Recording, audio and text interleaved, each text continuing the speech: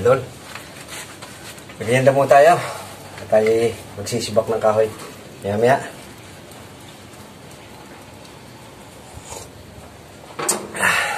Yan. So, meron tayo dito. Hinog na saging.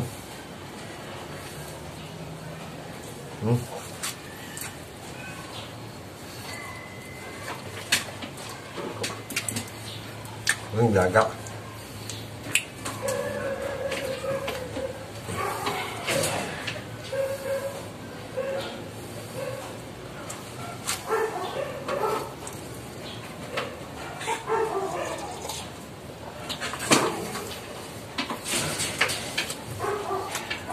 Ay, hindi natin palakon.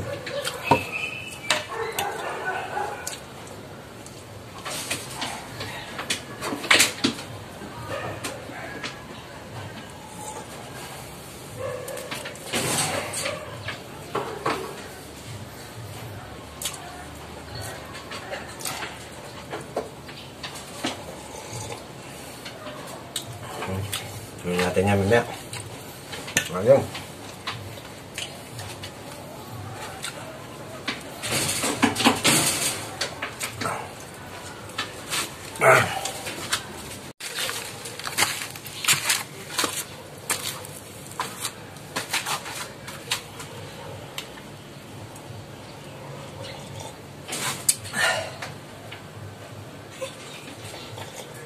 At yan nga mga idol, mag-uumpisa na tayong mag-sibahoy. Yan yung mga ginamit na mga pangporma idol. Mga idol doon sa bahay na ginawa dati ng utol ko. Sayang naman kung ating itatapon o mabubulok na lang siya sa mga gilid-gilid. So, instead na ganun ang mangyari, sinibak natin. At yan ang ating pamalit sa minsan pag gusto nating magluto at maganda ang panahon. Pwede tayo magluto sa labas. So, yan ang ating ginagamit dahil napakamahal ng LPG mga idol. Almost 800 na yung M-gas. M-gas pa lang yan mga idol. So, kaya kailangan meron tayong mga alternative na paraan para sa ating mga pagluluto. Napakadali din namang paapuyin ito mga idol. Huwag lang yung ilalagay sa area na mababasa. Kailangan talagang tuyo-tuyo siya. Actually, yung coco lumber. Tapos, siyempre sa tagal na ng panahon, tuyo-tuyo na siya. At ang importante din dito ay maputol at mabiyak ng maliliit lang. Para pag ginatong nyo talagang sakto lang din sa mga pwedeng kayong gumamit ng pugon.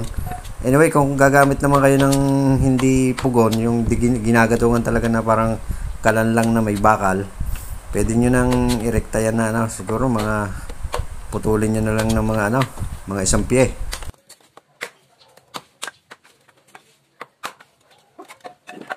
Mga idol, na na natin, tapos nating sibakin ang ating kahoy. At siyempre isasalansa naman natin sa isang lalagyan para pag ginamit natin yung malilit lang ang size nito mga idol kasi nga panggatong ko doon sa aking pugon. Yung pugon natin gagamitin mga idol, kaya lang para sumakto yung gatong niya doon sa loob, ganyang kalaki lang. Yan yung ginagamit natin pag nagluluto dito ng mga palambutin. So ayan mga idol, ang ating sinibak na kahoy. So ilalagay na natin yan sa timba at para natin may tago. So ayan mga idol,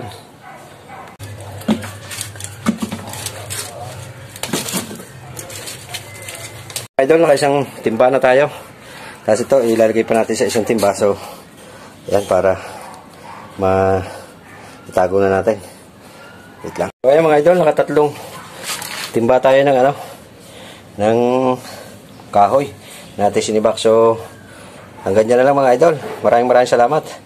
At yan, naka-ready na yan kung sakaling magluto tayo. At alam niyo naman minsan napakamahal ng LPG. Ipang salit lang yan pag maganda ang araw at pwede tayo magluto dito sa labas. So ayan mga idol, maraming salamat. Thank you very much. Please follow my page.